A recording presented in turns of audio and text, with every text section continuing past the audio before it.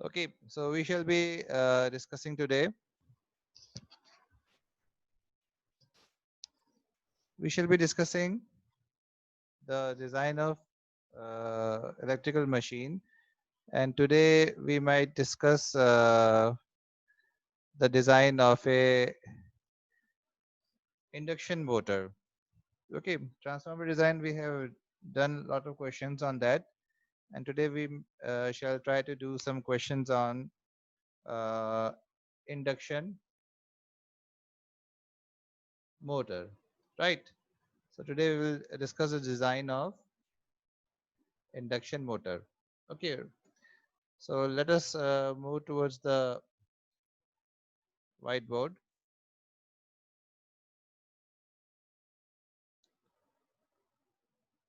Okay, so let me select my pen.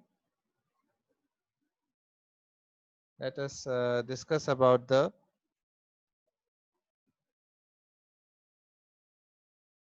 design of induction machine. Induction machine, right? So you know very well the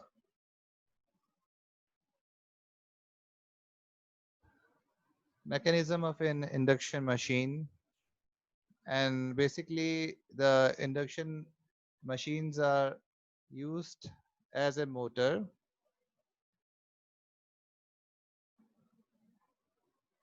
in more than 90% of the application, right? So you know that mostly we are using our induction motor in drilling machines. Then we also use them in our centrifugal pumps, centrifugal pumps,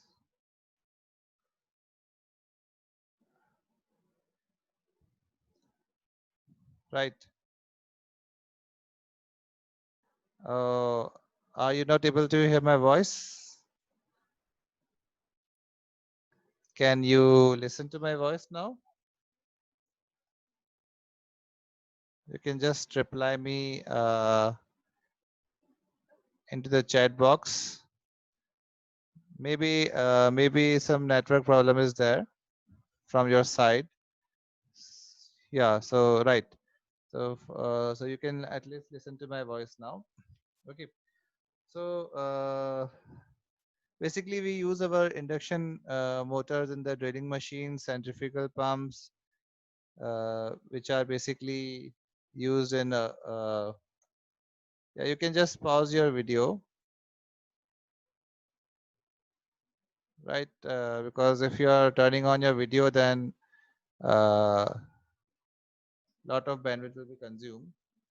So you can just pause your video, right? So you know that we are using centrifugal pumps in our refrigeration system, okay, and we also use that in our air conditioners,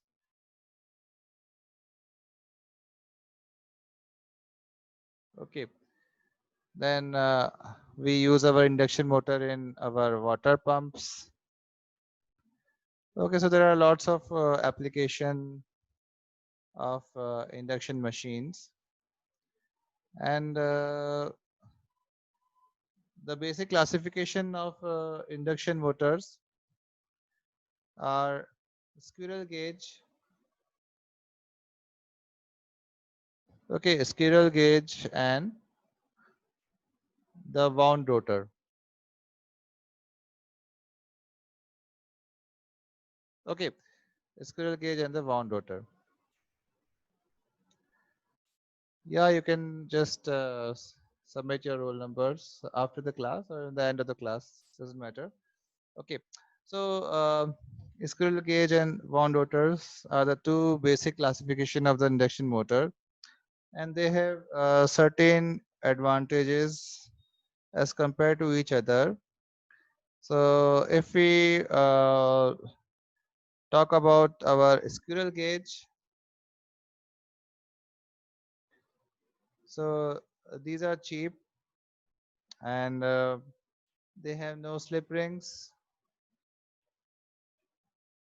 so the maintenance cost is reduced. Then they have a little bit higher efficiency.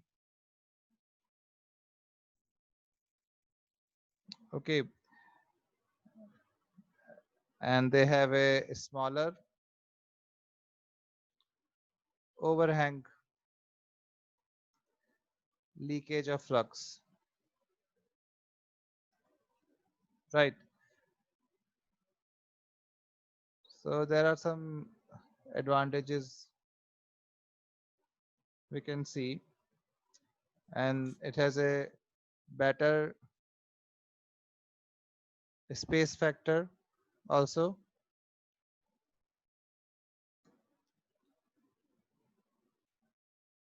Right. So there are some advantages of the squirrel cage. But if we talk about the Vaughan rotor, the Vaughan rotor machines are also having some special features.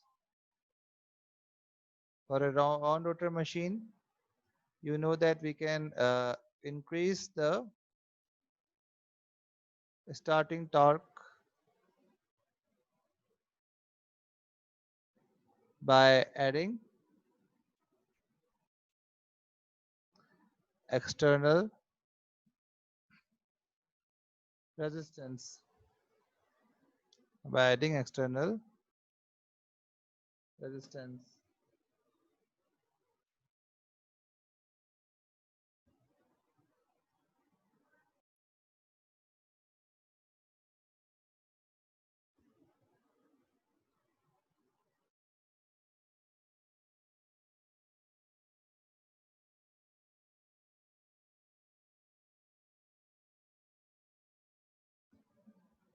Right.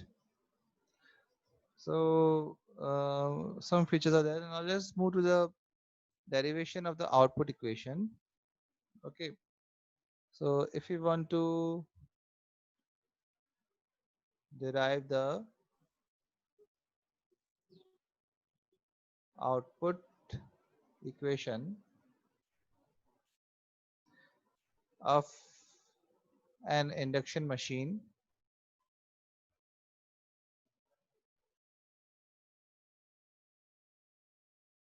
Okay. So we already know it is very similar to the transformer. It is very similar to the transformer because you know that an induction motor is also well known as a rotating transformer. It is also known as rotating transformer. Okay, an induction machine is equivalent to a rotating transformer. So whatever derivation or equations we had studied for the transformers are also applicable for the induction motors. Okay, I will suggest you to turn your video off. Okay, right. So now you can see here that we want to derive the output equation, then it's quite easy. And I hope that you remember the equations which we had done for the transformers. And we know very well that the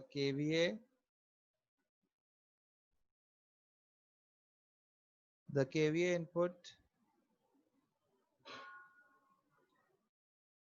Q is equal to C naught D square ln.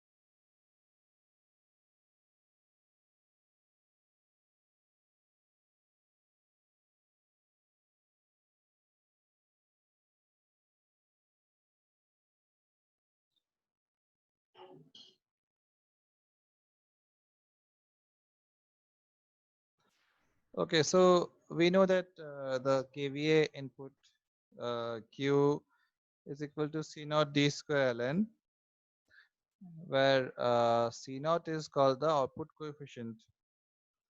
The output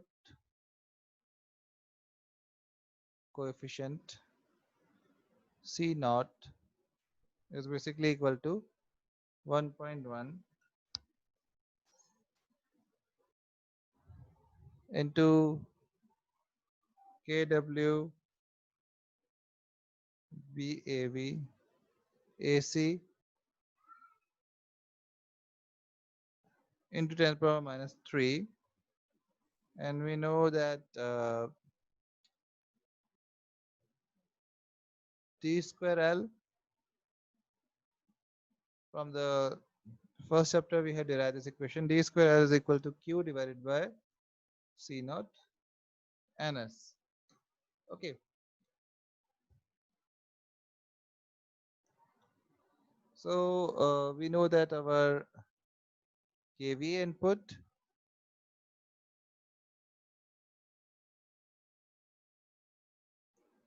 is also equal to kilowatt divided by eta into cos of phi.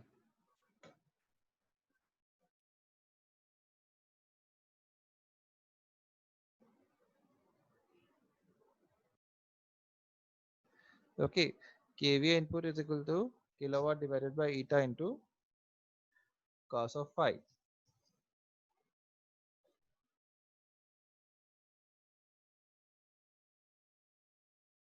So we can say that the rating of an induction motor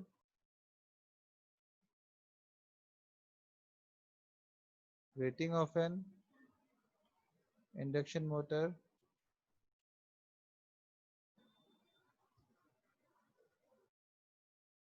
rating of an induction motor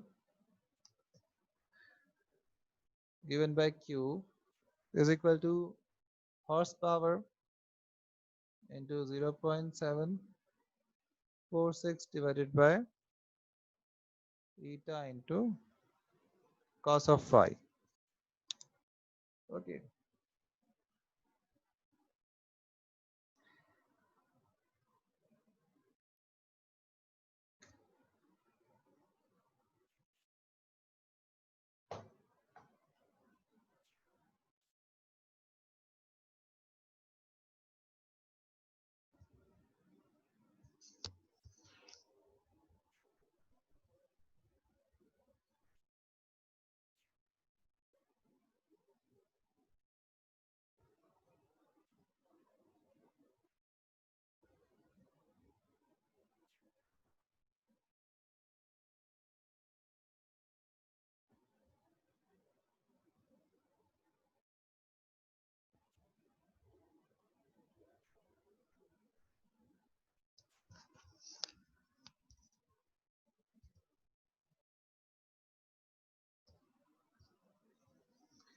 so let us discuss the relation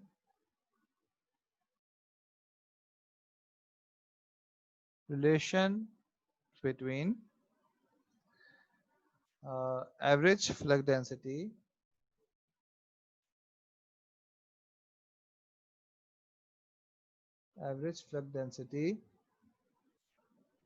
and air gap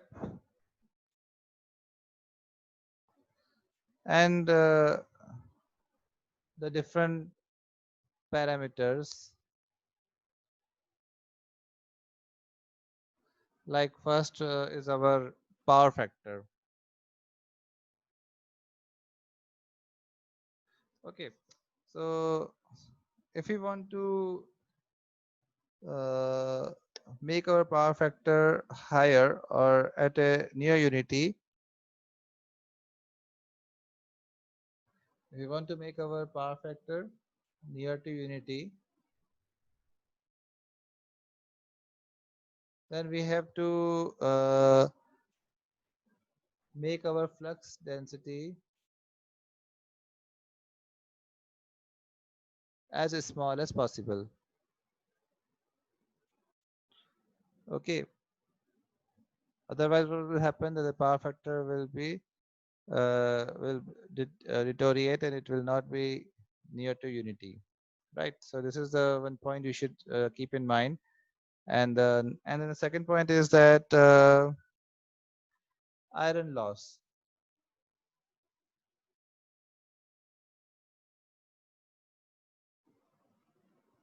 So to reduce the iron loss,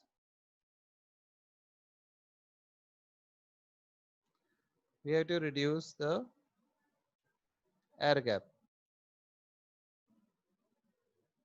Okay, if the air gap is more, then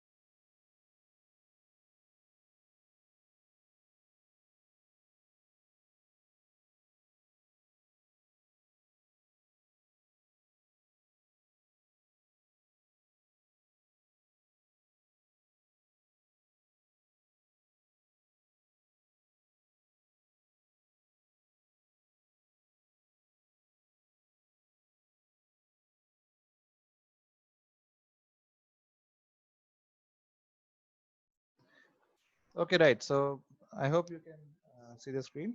So we know that iron loss, to reduce the iron loss, we have to uh, reduce the air gap. Okay, if the air gap is more, then our iron loss will be more. Okay, and then similarly, let us move to the new screen. Okay, and when we have, if we talk about overload capacity,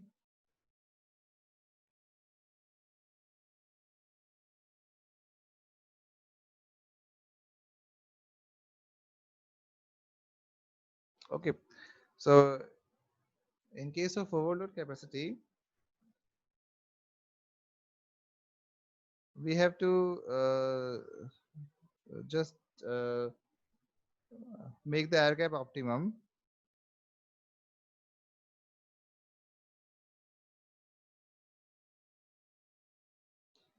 Or we can say that we have to make our leakage reactance smaller to increase our overload capacity. Okay, right.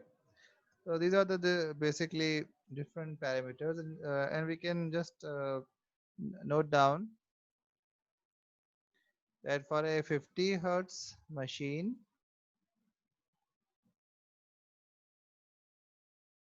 the BA will the average flux density will lie between 0.3 and 0.6 Weber per meter square, and for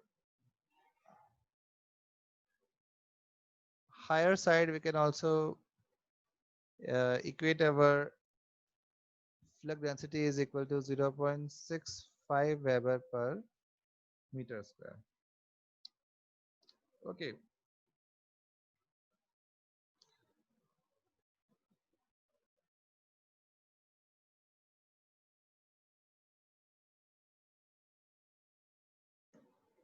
so now let us move towards some numericals on this induction motors.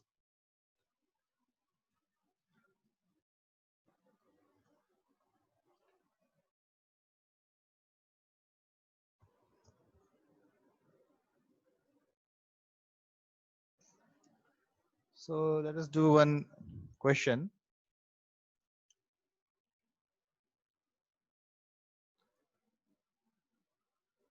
The question asked is determine the main dimension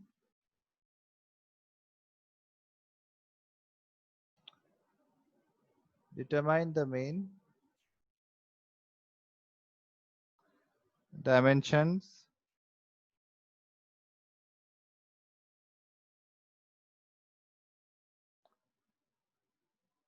number of radial ventilating ducts,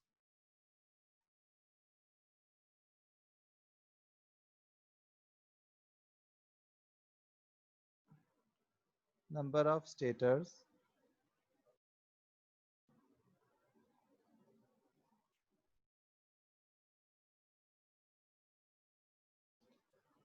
and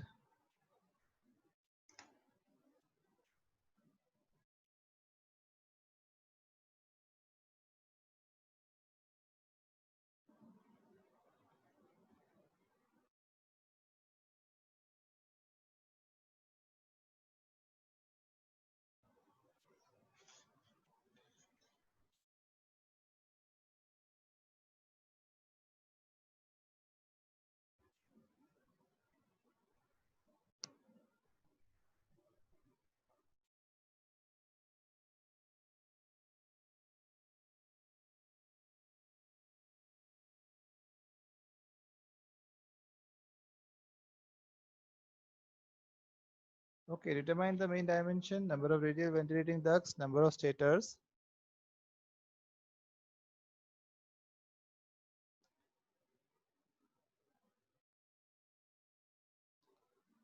slots, I think.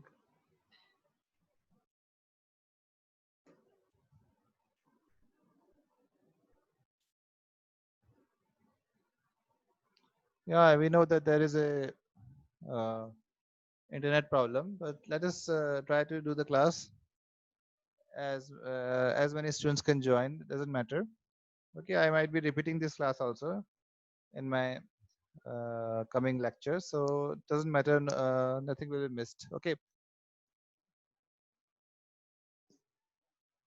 So the question is that determine the main dimension, number of radial ventilating ducts, and number of stator slots,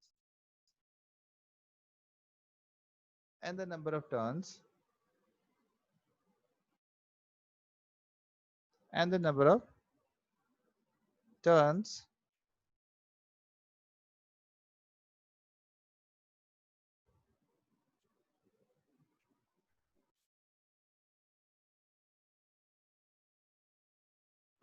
per phase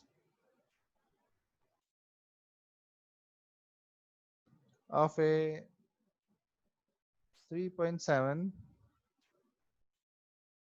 kilowatt 400 volts 3 phase 4 pole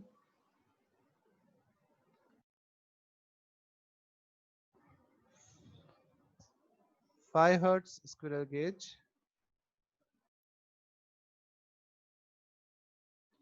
induction motor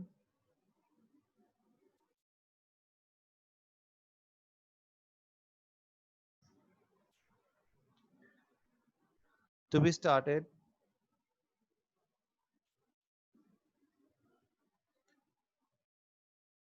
by a star delta starter.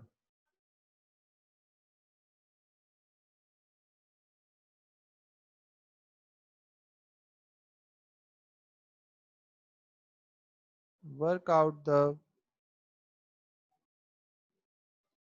winding details.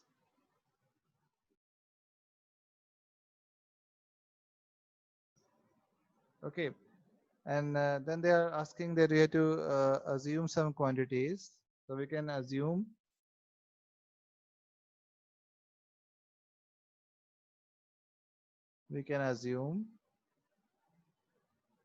the average flux density in the gap is equal to 0.45 Weber per meter square,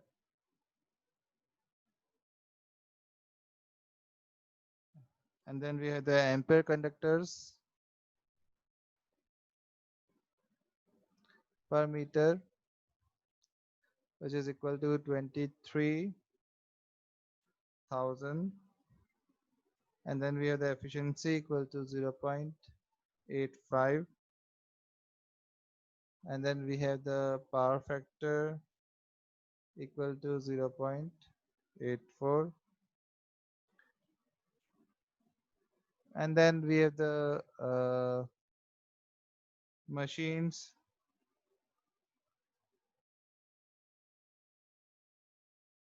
rated at 3.7 kilowatt and 4 volt. Okay, we can also assume that the winding factor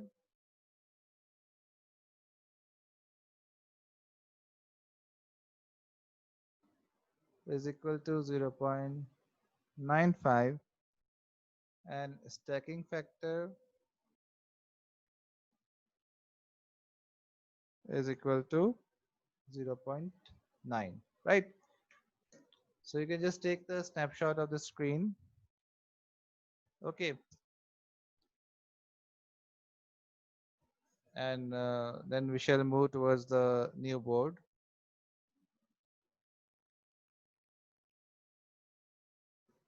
Okay,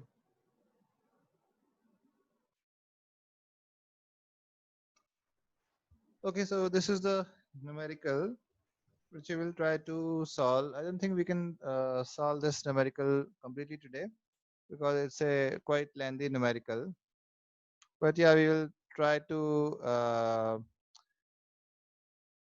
figure out that we might be able to solve some part of this today. Also, the class is going to be over now. Okay, so you can just take the screenshot of this question, and it's also available in AK Shawnee, and we shall be trying to solve this question maybe on Wednesday. Okay, so what do you have to find? We have to find the main dimension And the number of radial ventilating ducts, number of stator slots, number of turns per phase of a 3.7 kilowatt 400 volt 3-phase 4-pole 5 hertz squirrel cage induction motor, which is being started by a star delta starter.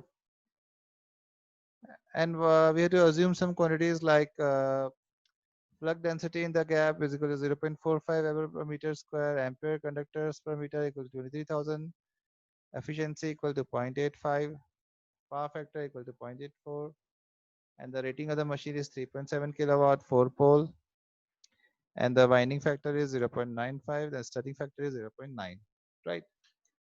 So I hope you have taken notes, and then let me try to move towards a new screen, and let us try to solve the main dimension.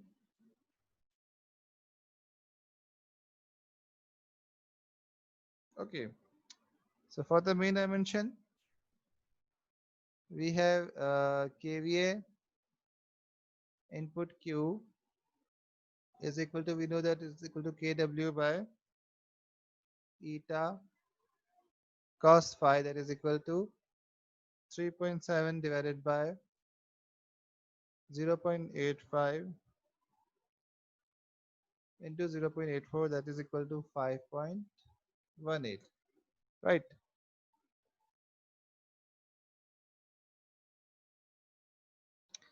And then if we talk about the output coefficient,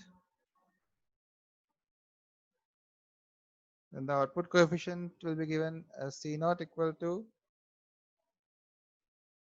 11 kW BAV AC into 10 to the power minus 3, which will be equal to 11 into 0.955, which will be into 23,000 into 10 to the power minus 3 equal to 108.7.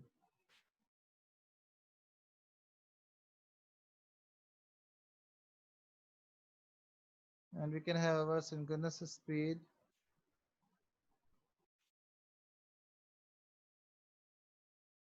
ns is equal to 2 f by p, which will be equal to 2 into 50 by 4, that is equal to 25 rps.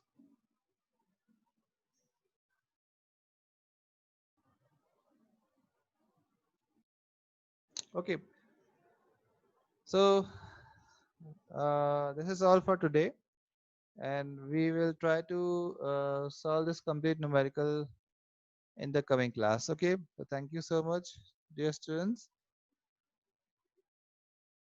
and keep safe at home. Okay, right?